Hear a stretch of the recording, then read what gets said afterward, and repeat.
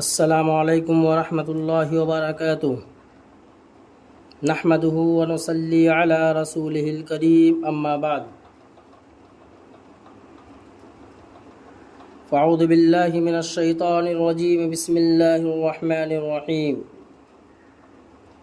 یا ایہا الذین آمنوا اتقوا اللہ وقولوا قولا سدیدا وقال النبی صلی اللہ علیہ وسلم انما الاعمال بالنیات وقال النبی صلی اللہ علیہ وسلم الا وان فی الجسد مضغہ اذا صلح الجسد كله واذا فسد الجسد كله الا وهي القلب او كما قال عليه الصلاة والسلام سبحانك لا علم لنا الا ما علمتنا انك انت العليم الحكيم رب اشرح لي صدري ويسر لي امري واحلل عقدة من لساني يفقهوا قولي اللهم صل على سيدنا مولانا محمد وعلى آل سيدنا مولانا محمد وبارك وسلم۔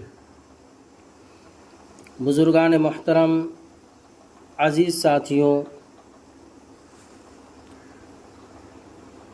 اللہ تبارک و تعالی نے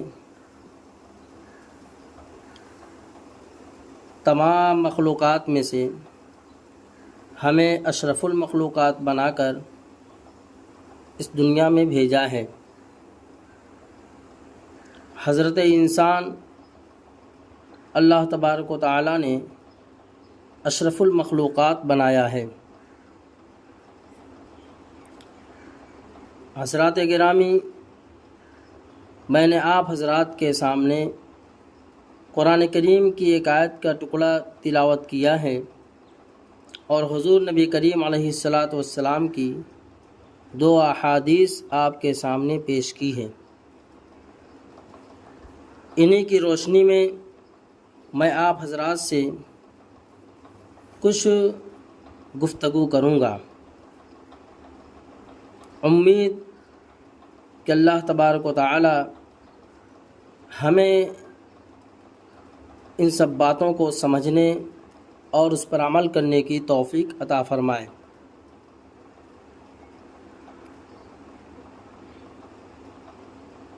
اللہ تبارک و تعالی نے تمام عبادات اور اعمال کی مقبولیت کا دار و مدار نیت کے صحیح ہونے پر رکھا ہے۔ اگر نیت درست ہوگی تو عبادت اور عمل کا ثواب ملے گا، اور اگر نیت صحیح نہیں ہوگی تو عمل اور عبادت کا ثواب نہیں مل سکے گا۔ نیت صحیح ہونے کا مطلب یہ ہے کہ ہر عبادت اور عمل صرف اور صرف اللہ کی رضا کے لیے کیا جائے۔ اس کام کے کرنے میں کسی قسم کا ریا اور کسی قسم کا کوئی دکھاوا ہمارے اندر نہیں ہونا چاہیے۔ رضائے الہی تمام دین میں ایک اساسی حیثیت کی حامل ہے۔ اللہ تبارک و تعالی کی رضا پورے دین میں ایک بنیادی حیثیت رکھتا ہے۔ ہر قول، ہر عمل، ہر عبادت اور ہر ریاضت رضائے الہی کی کسوٹی پر پرکھی جائے گی۔ اگر نیت اور ارادہ رضائے الہی کی دولت سے مالا مال ہے تو اعمال میں بھی نور ہوگا، اور اگر دل اور نیت میں خلوص نہیں ہوگا اور نیت میں رضائے الہی کا نور نہیں ہوگا تو تمام عبادت اور بندگی ضائع ہو جائے گی۔ سرکار دو عالم صلی اللہ علیہ وسلم کی یہ حدیث کہ اللہ تبارک و تعالی نے تمام اعمال کا مدار نیت پہ رکھا ہے، اس کی گہرائی اور وسعت ایک سمندر اپنے اندر لیے ہوئے ہے۔ حضور نبی کریم علیہ الصلاۃ والسلام نے اس حقیقت کو اپنے ارشاد گرامی میں اس طرح بیان فرمایا ہے کہ الا فی الجسد مضغہ اذا صلح الجسد کلہ وَإِذَا فَسَدَتْ فَسَدَ الْجَسَدُ كُلُّهُ۔ کہ خبردار ہو جاؤ، غور سے سن لو، کان کھول کر کے سن لو، دل کے کانوں سے سنو کہ انسان کے جسم کے اندر گوشت کا ایک لوتھڑا ہے، جب وہ سدھرتا ہے، جب وہ صحیح راستے پہ چلتا ہے تو اس کا پورا جسم سدھرتا ہے، اور جب وہ بگڑ جاتا ہے تو اس کے جسم کے اندر سے اعضاء و جوارح سے جتنے بھی نکلنے والے اعمال صادر ہوتے ہیں تو وہ سب کے سب بگڑے ہوئے ہوتے ہیں۔ سرکار دو عالم صلی اللہ علیہ وسلم نے دل کو پورے نظام زندگی کا مدار قرار دیا ہے۔ اگر دل صحیح ہے تو پورا نظام زندگی صحیح ہوگا، اور اگر دل میں خرابی آ گئی تو پورا نظام حیات درہم برہم ہو کر رہ جائے گا۔ نیت کی صحت، دل کی صحت، دونوں کا لفظی دائرہ اگرچہ الگ الگ ہے مگر مفہوم اور مطلب ایک ہی ہے۔ رضا الہی کا ارادہ دل ہی تو کرے گا، نیت کے اچھا یا برا ہونے کا تعلق دل ہی تو ہوگا۔ اس لیے فرمایا کہ اخلاص نیت، دل کی درستگی اور رضا الہی کے لیے نیت اور دل کو وقف کرنے کی ضرورت پر زور دیا گیا ہے۔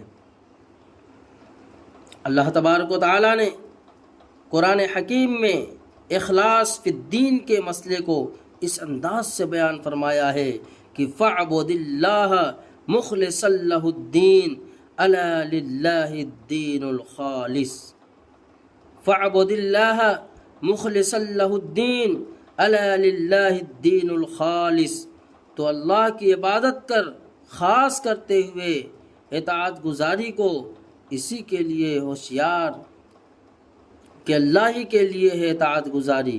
اللہ کی عبادت میں اخلاص کو بنیاد قرار دیا گیا ہے۔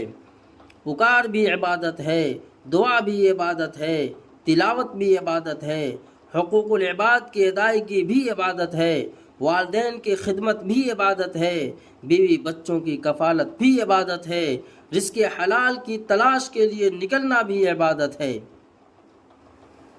ان تمام امور کے علاوہ پوری زندگی کو خدا و رسول کی اطاعت میں گزارنا عبادت ہے۔ ان سب عبادات میں نیت کو، دل کو دیکھنا ہوگا کہ اس کا کیا ارادہ ہے اور اس کا کیا کردار ہے، اس کا کیا رول ہے۔ اس کے کردار کی روشنی میں عبادت کی مقبولیت اور عدم مقبولیت کے فیصلے ہوں گے۔ اگر نماز اللہ کی رضا کے لیے ادا کی ہے تو عبادت، ورنہ وہ عبادت قرار نہیں دی جائے گی۔ اگر روزہ اللہ کی رضا کے لیے رکھا ہے تو عبادت، اگر زکوٰۃ اللہ کی رضا کے لیے ادا کی ہے تو عبادت، اگر حج اللہ کی رضا کے لیے کیا ہے تو عبادت، اگر طواف اللہ کی رضا کے لیے کیا ہے تو عبادت۔ عبادات و اعمال میں نیت اور دل کی صحت کا ہونا ضروری ہے۔ نماز دکھلاوے کے لیے پڑھی گئی تو کوئی ثواب نہیں، روزہ دکھلاوے کے لیے رکھا گیا تو کوئی ثواب نہیں، صدقہ خیرات دکھلاوے کے لیے دیا گیا تو کوئی ثواب نہیں۔ اس لیے میرے عزیز ساتھیوں، ہمیں ان سب باتوں پہ غور کرنا ہے۔ ہمیں اپنے دلوں کی ٹٹولنا ہے کہ کہیں میں نیت باندھ رہا ہوں، کوئی دیکھ رہا ہے تو اور اچھی طریقے سے قیام، رکوع، سجود کر رہا ہے، پیسہ غریبوں کو اس لیے تقسیم کر رہا ہے تاکہ لوگ دیکھیں اور میری شہرت ہو۔ تو میرے عزیز ساتھیوں، یہ دکھاوا، یہ عجب، یہ ریا اعمال کو عکارت کر دیں گے، اعمال کو برباد کر دیں گے۔ یہاں تو نام و نمود شہرت ہو جائے گی کہ فلاں شخص بڑا سخی تھا، لوگوں کی بڑی بڑی خدمت کیا کرتا تھا، لوگوں کے اندر بڑے صدقے خیرات بانٹا کرتا تھا، بڑا پکا نمازی تھا، پہلی صف میں تکبیر اولیٰ کے ساتھ نماز کی ادائیگی کرتا تھا، مسجد میں سب سے پہلے آنے والا تھا، لیکن دل کے اندر ریا اور عجب اور عجب کوٹ کوٹ کر بھرا ہوا تھا۔ عزیز ساتھیوں، ہمیں تو لوگ کہہ دیں گے کہ یہ نمازی تھا، صدقہ خیرات کرنے والا تھا، لیکن اللہ تبارک و تعالیٰ کی بارگاہ میں کل جب کھڑا کیا جائے گا اور اعمال نامے کے دفتر کھولے جائیں گے تو بالکل وہ صاف ہوگا، بالکل اس کا صفایا ہوگا کہ نہ ہماری نماز اس کے اندر درج ہوگی، نہ ہمارے صدقہ خیرات اس کے اندر درج ہوں گے، نہ ہمارے کسی کے ساتھ کیے ہوئے امداد درج ہوگی۔ اس لیے ہمیں ریا عجب سے ہمیں اپنے آپ کو بچانا ہے۔ سرکار دو عالم صلی اللہ علیہ وسلم کی ذات گرامی کو بھی اخلاص کا حکم دیا گیا۔ اللہ اکبر! حضور نبی کریم علیہ السلام کی ذات گرامی، ذرا سوچئے کہ اللہ تبارک و تعالیٰ نے آپ کو امام الانبیاء بنایا ہے، آپ کو ذریعہ تخلیق کائنات بنایا ہے، کہ خود نبی کریم علیہ السلام کا ارشاد گرامی ہے، حدیث قدسی ہے کہ اللہ تبارک و تعالیٰ فرماتے ہیں کہ اگر مجھے حضور نبی کریم علیہ السلام کو اس دنیا میں پیدا کرنا نہ ہوتا تو میں دنیا کے کسی ذرے کو پیدا نہ کرتا۔ لیکن خود فرماتے ہیں سرکار دو عالم صلی اللہ علیہ وسلم کی ذات گرامی کو بھی اخلاص کا حکم دیا گیا۔ انہیں ارشاد ہوتا ہے قل انی امرت ان اعبد اللہ مخلصا لہ الدین، کہہ دیجئے پیغمبر علیہ السلام کہ مجھے حکم دیا گیا ہے کہ میں اطاعت گزاری کو اللہ ہی کے لیے خاص کر کے اس کی عبادت کروں۔ سرکار دو عالم صلی اللہ علیہ وسلم کا ہر عمل خدا کی رضا اور خوشنودی کے لیے ہوگا، مطلوب و مقصود صرف اور صرف اللہ کی رضا ہوگی۔ کیوں؟ اس لیے کہ اخلاص ہی سے اعمال کا وزن بڑھتا ہے۔ جس قدر اخلاص میں نور زیادہ ہوگا دل میں اسی قدر جلا پیدا ہوگا، اسی قدر حلاوت اور تسکین زیادہ آئے گی۔ یہی وجہ تھی کہ سرکار دو عالم صلی اللہ علیہ وسلم جب قوم کے بڑے بڑے مطالبات کو، تقاضوں کو مسترد فرما دیتے تھے تو قریش مکہ حیران ہو جاتے تھے کہ ان کے دل پر کسی قسم کا اثر کیوں نہیں ہوتا۔ مثلا بادشاہی لے لو، ہماری بات مان لو، مثلا منہ مانگی دولت لے لو، ہماری بات مان لو، دنیا جہاں کی نعمتیں لے لو، ہماری بات مان لو۔ سرکار دو عالم صلی اللہ علیہ وسلم بلا تأمل ان تمام رعایتوں کو، مفادات کو فوراً مسترد فرما دیتے ہیں، کیونکہ ہر فعل اور عمل اللہ کی رضا کے لیے تھا۔ ان مشرکین کی رضا اصول مفادات کے لیے نہیں تھا۔ قریش مکہ نے کون سا لالچ، کون سا مفاد، کون سی پیشکش ہے جو سرکار دو عالم صلی اللہ علیہ وسلم کو نہ کی؟ مگر آپ پر قربان جائیے، آپ نے ان تمام پیشکشوں اور مفادات کو یہ کہہ کر ٹھکرا دیا کہ قل انی امرت ان اعبد اللہ مخلصا لہ الدین، مجھے اپنے رب کی رضا کا حکم ہے اور میں نے تو بہر صورت رضائے الہی کے لیے سب کچھ کرنا ہے۔ تمہاری کسی پیشکش کو اللہ کا پیغمبر رضائے الہی کے سامنے کوئی وقت نہیں دیتا۔ یہ مفہوم ہوتا تھا ان جوابات کا جو اللہ کے نبی صلی اللہ علیہ وسلم ان کے جواب میں ارشاد فرماتے تھے۔ قرآن مجید کے ایک مقام پر اخلاص اور رضائے الہی کو تمام عبادتوں کی بنیاد قرار دیا گیا ہے۔ چنانچہ فرمایا الا ابتغاء وجہ ربہ الاعلی، یعنی خدائے برتر کی ذات کی خوشنودی کے سوا کوئی غرض نہ ہو۔ معلوم ہوتا ہے اسلام کے تمام تقاضوں کو پورا کرنے کے لیے دل کی سمت، دل کا قبلہ درست کرنا ضروری ہے۔ اگر نیت کی صحت پر اعمال کی بنیاد رکھی جائے گی تو تمام اعمال کی بنیاد بام ثریا تک پہنچے گی، اور اگر دل کی بنیاد ہی درست نہ ہوئی تو اعمال کی اس بظاہر دیدہ زیب عمارت کی اللہ کے ہاں کوئی وقت نہیں ہوگی۔ صحابہ کو کھجور کا ایک چھلکا اللہ کی راہ میں دیا ہوا اس قدر وزنی کیوں ہو گیا کہ دوسروں کے دیے ہوئے ڈھیر بھی اس کا مقابلہ نہ کر سکے؟ صحابہ رضی اللہ تعالیٰ عنہم کا اللہ کے راستے میں دیا ہوا جو کا ایک مد دوسروں کے منہ دیے ہوئے غلے سے کیوں بڑھ گیا؟ دوسروں کے منوں دیے ہوئے غلے سے کیوں بڑھ گیا؟ صحابہ کی ایک رات کے سجدے بڑے بڑے عابدوں کی سینکڑوں راتوں کی عبادت پر کیوں بھاری ہو گئے؟ صرف اور صرف اس لیے کہ صحابہ رضی اللہ تعالی عنہم کے دل کی پونجی بہت قیمتی تھی، ان کا دل زر خالص تھا، اس کی نیت سے کیے ہوئے سودے منڈی میں بہت بھاری قیمت پائے گئے۔ اولئک الذین امتحن اللہ قلوبہم للتقوی، اللہ تبارک و تعالیٰ نے صحابہ رضی اللہ تعالی عنہم کی مقدس جماعت کا جو امتحان لیا، جو ان کو آزمائش میں ڈالا، تو ان کے دلوں کے تقوی کا امتحان لیا تھا۔ خدا بھی دلوں کو دیکھتا ہے۔ میرے عزیز ساتھیوں، ہم یہ نہ سمجھیں کہ ہمیں کوئی نہیں دیکھ رہا ہے، ساری دنیا سے قطع نظر ہوتے ہوئے اللہ خالق کائنات ہمیں دیکھ رہا ہے۔ ان اللہ لا ينظر الى صورکم ولكن ينظر الى قلوبکم، اللہ تبارک و تعالی تمہاری صورتوں کو نہیں، تمہارے دلوں کو دیکھتا ہے۔ اس حدیث پاک میں دل کو تمام عبادات کی مرکزی قوت قرار دیا ہے۔ اللہ تعالیٰ کی نظر دل پر ہوتی ہے، وہ یہی دیکھتے ہیں کہ اس کے دل میں رضا الہی کا نور ہے یا نہیں، اس نے قربانی کس کی رضا کے لیے دی ہے، اس نے مال کس کی رضا کے لیے خرچ کیا ہے، اس نے مسافر کے ساتھ اس نے سلوک کس کی رضا کے لیے کیا ہے، اس نے اس قدر مصائب کس کے لیے اٹھائے ہیں، اس نے قید و بند کی صعوبتیں کس کے لیے برداشت کی ہیں۔ اللہ تعالیٰ تو دلوں کو دیکھتا ہے۔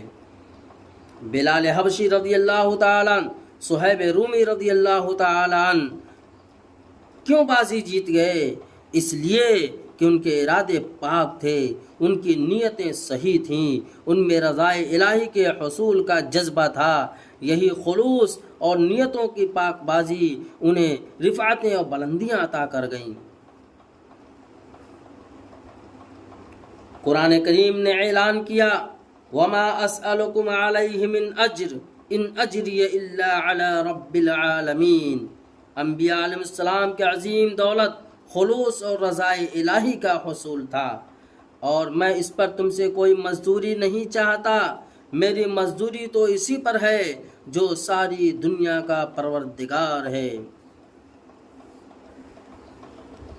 آپ کو معلوم ہے تمام انبیاء علیہ السلام نے اپنی قوم کے سامنے اللہ تعالیٰ کی وحدانیت کا مسئلہ نہایت ٹھوس حقائق اور مستحکم دلائل سے بیان فرمایا، قوم کو اس کے بھلے برے نتائج سے آگاہ فرمایا، خود ان کے دروازوں پر دستک دی، خود انہیں بازو سے پکڑ کر جہنم کی آگ سے نکالنے کی فکر خود نے کی، انہیں جہنم کے بھڑکتے ہوئے شعلوں سے بچانے کی تدبیریں کی، مگر ان تمام تر مساعی جمیلہ کا ان سے کوئی صلہ نہیں چاہا، کوئی معاوضہ نہیں طلب کیا، کوئی مفاد ان سے حاصل نہیں کیا۔ انبیاء علیہ السلام کی صرف یہی خواہش تھی کہ یہ لوگ اللہ تعالیٰ کے دین کو اپنا لیں، یہ لوگ اللہ تعالیٰ کو ایک خالق اور مالک مان لیں، یہ لوگ تمام معبودان باطلہ کو چھوڑ کر ایک وحدہ لا شریک کو اپنے دلوں کے اندر بیٹھا لیں۔ اللہ تعالیٰ کے دین کو اپنانے کے لیے اللہ تعالیٰ انبیاء علیہ السلام نے قوم کی صعوبتوں کو برداشت کیا ہے۔ خدا کی توحید کی عظمتیں ان کے دلوں پر کس طرح نقش ہو جائیں اور وہ نیک نیتی سے راہ راست پر آ جائیں، اس تمام تر جد و جہد کی روح اور تمام محنت کا ثمرہ انہوں نے یہ بیان فرمایا کہ ان اجری الا علی اللہ، میرا اجر تو اللہ کے یہاں ہے، میں نے تو اسی سے معاوضہ لینا ہے، میری تو ساری پونجی اور تمام تر سرمایہ اللہ کی رضا ہے۔ حقیقت تو یہ ہے کہ اپنی تمام تر جد و جہد اور دینی محنت کو اللہ کی رضا کے لیے کیا جائے گا تو نتیجہ بھی اسی کا بہتر نکلے گا، اور کاوشیں بھی وہی قبول ہوں گی اور ثمرات بھی اسی کے مرتب ہوں گے۔ اس لیے ہمیں بھی چاہیے کہ تمام دینی کاموں کو کرتے وقت اپنی نیتوں کو اور دل کو پاکیزہ اور صاف ستھرا بنا لیا کریں، تاکہ ہماری دینی زندگی میں بھی نور آ جائے۔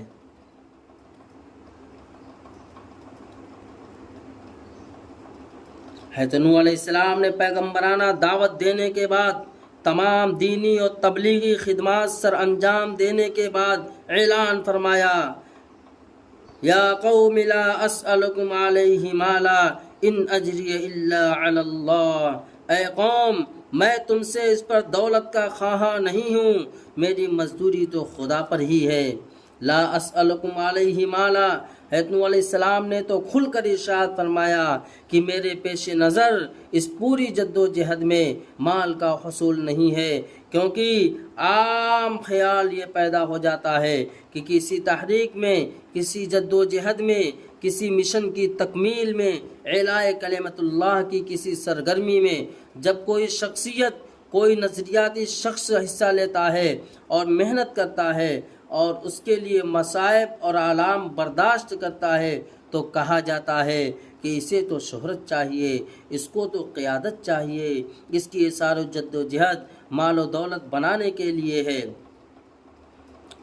مال، روپیہ، دولت اور ثروت یہ ایسے الفاظ ہیں جو فوراً سوچے اور بن سوچے قومی اور للہی بنیادوں پر کام کرنے والوں کو بارہا سننا پڑتے ہیں۔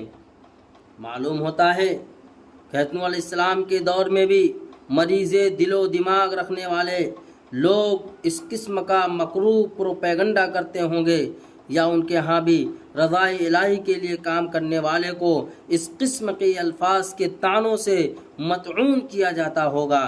اس لیے حضرت نوح علیہ السلام نے اپنی قوم سے فرمایا کہ میرے سامنے مال و دولت جمع کرنا نہیں، بلکہ میرے سامنے تو اپنے مولا کی رضا ہے، میں نے تو اپنے شب و روز اسی کے حصول کے لیے وقف کر رکھے ہیں، کیونکہ اللہ کے پیغمبر کی مساعی اور جد و جہد کا سوائے رضائے الہی کے اور کوئی مقصود نہیں ہوتا۔ ان اجری الا علی اللہ۔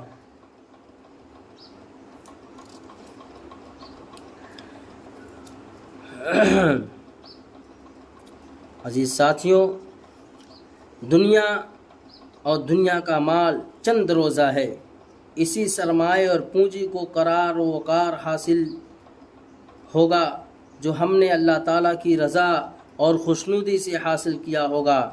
اس لیے ہم اپنی تمام جد و جہد اور محنت کو لوجہ اللہ یعنی اللہ کی رضا کے لیے مخصوص کر دیں، انشاءاللہ دین و دنیا دونوں میں منافع ملے گا۔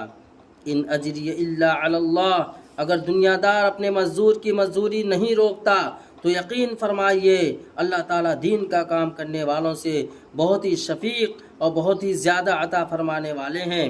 جب ایک سیٹھ، جب ایک مالک اپنے نوکر، اپنے ہاں ملازمت کرنے والے کی کام کرنے کے بعد اس کو بہترین تنخواہ دیتا ہے، اس کو بہترین اس کا بدلہ ثمرہ دیتا ہے، تو اللہ تبارک و تعالیٰ کی ذات تو شفیق ذات ہے، وہ تو رحیم ذات ہے، وہ تو رعوف ذات ہے۔ ہمارے دل اور ہماری نیتوں کا درست ہونا ضروری ہے۔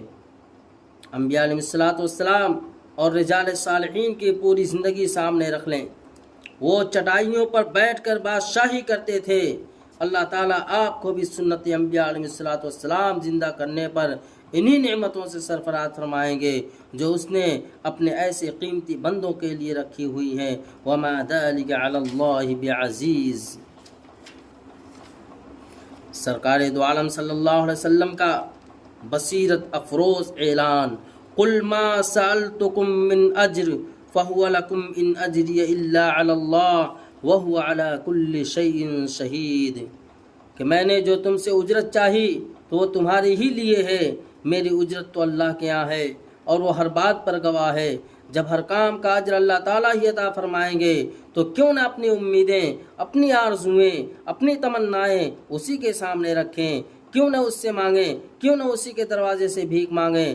اپنے دل درست کیجئے، اپنی نیتوں کا قبلہ درست کیجئے اور پھر دیکھیے اللہ تبارک و تعالیٰ کی نصرت کے دروازے کس طرح تمہارے لیے کھول دیے جاتے ہیں۔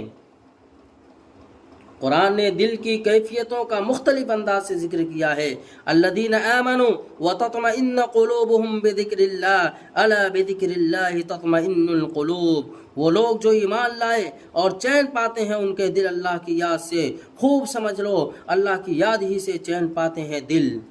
یخافون یوما تتقلب فیہ القلوب والابصار، ڈرتے رہتے ہیں اس دن سے جس میں الٹ جائیں گے دل اور آنکھیں، یعنی اس روز دل وہ باتیں سمجھ لیں گے جو ابھی تک نہ سمجھے تھے، اور آنکھیں وہ ہولناک واقعات دیکھ لیں گی جو کبھی نہ دیکھے تھے۔ قلوب میں کبھی نجات کی توقع پیدا ہوگی اور کبھی ہلاکت کا خوف، اور آنکھیں کبھی دائیں اور کبھی بائیں دیکھیں گی کہ دیکھیے کس طرف سے پکڑے جائیں یا کس جانب سے اعمال نامہ ہاتھ میں دے دیا جائے۔ استغفر اللہ یؤتون ما آتوا وقلوبهم وجلہ انہم الی ربہم راجعون، یعنی یہ لوگ اللہ کی راہ میں خرچ کرتے ہیں اور اس کے باوجود ان کے دل قیامت کی بات پرستے ڈرتے رہتے ہیں۔ قرآن نے اعلان کیا ہے، اور جان لو کہ اللہ آدمی اور اس کے دل کے درمیان آڑ بن جاتا ہے، اور بے شک تم اس کی طرف جمع کیے جاؤ گے۔ وَاعْلَمُوا أَنَّ اللَّهَ يَحُولُ بَيْنَ الْمَرْءِ وَقَلْبِهِ وَأَنَّهُ إِلَيْهِ تُحْشَرُونَ، یعنی حکم بجا لانے میں دیر نہ کرو، شاید تھوڑی دیر بعد دل ایسا نہ رہے۔ اپنے دل پر آدمی کا قبضہ نہیں، بلکہ دل خدا کے ہاتھ میں ہے، جدھر چاہے پھیر دے۔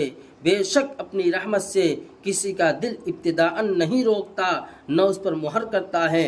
ہاں، جب اس کے احکام بجا لانے میں بندہ سستی اور کاہلی سے کام لیتا ہے تو اس کو سزا میں روک دیتا ہے یا لاک کر دیتا ہے۔ یہ سب کیفیات دل پر طاری ہوتی ہیں۔ اس سے معلوم ہوتا ہے کہ دل تمام کیفیات کا مرکز اور محور ہے۔ اسی لیے میرے عزیز ساتھیوں، کوئی دنیا کا انسان، کوئی مسلمان یہ نہیں کہہ سکتا ہے کہ میں تو نماز نہیں پڑھتا، میری آنکھ نہیں کھلتی، میرے پاس پیسہ تھا میں خیرات نہیں کر سکا۔ یاد رکھیں، ان کے اندر جو ایمان کی چنگاری ہے وہ انسان کے دلوں کو جھنجھوڑتی ہے، اس کے جسم کو جھنجھوڑتی ہے، اس کے دل و دماغ کو جھنجھوڑتی ہے۔ کوئی نہیں کہہ سکتا ہے کہ میری آنکھ لگ گئی اور میں فجر کی نماز نہیں پڑھ سکا۔ پہلے اللہ تبارک و تعالی، پہلے اللہ رب العزت ہر انسان کو یہ موقع دیتے ہیں۔ فجر کا جو وقت ہے اس وقت ہر ایک اپنے بستر پہ کروٹیں بدلتا ہے، کروٹیں لیتا ہے، لیکن جب کروٹ لینے کے بعد اپنے بستر کو نہیں چھوڑتا، ہر دن اور ہر اس کا زندگی کا ایک معمول بن گیا ہے کہ فجر کی نماز چھوڑ کر بستر پہ سویا رہتا ہے، اللہ تبارک و تعالی پھر مہر لگا دیتے ہیں۔ پھر چاہ کر بھی وہ نماز نہیں پڑھتا، پھر چاہ کر بھی وہ صدقہ خیرات نہیں دے سکتا، پھر چاہ کر کہ وہ پڑوسیوں کے لیے حسن سلوک سے پیش نہیں آ سکتا۔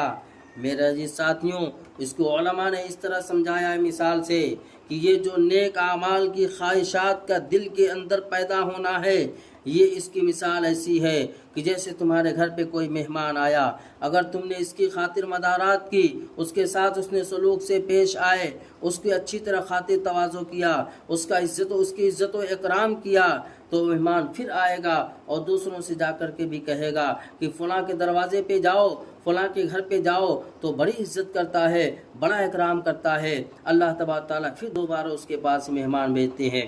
لیکن جب یہی میزبان، جب یہی گھر والا کسی مہمان کی عزت نہیں کرتا، اس کا اس کے ساتھ سلوک سے پیش نہیں آتا، اس سے بیٹھ کر بات کرنے کے لیے اس کے پاس موقعات نہیں ہے، تو پھر یہ مہمان چلا جاتا ہے اور جانے کے بعد دوسروں سے کہے گا، اگر کوئی کہے کہ فلاں کے یہاں جانا ہے، فلاں کی ملاقات سے جانا ہے، تو وہ کترائے گا اور کہے گا، ارے تم کس کا نام لیتے ہو، اس کے پاس جاؤ تو بات کرنے کے لیے وقت نہیں، وہ تو عزت سے پیش نہیں آتا ہے، پھر مہمانوں کا آنا اس کے گھر بند ہو جاتا ہے۔ ایسے ہی ہمارے دلوں کے اندر نیک خواہشات کا پیدا ہونا اللہ کی طرف سے مہمان ہے۔ اگر ہم نے مہمان کا اکرام کیا تو اللہ تبارک تعالیٰ فجر پڑھنے کے بعد ہمیں ظہر، عصر، مغرب اور عشاء کی بھی توفیق عطا فرماتے ہیں۔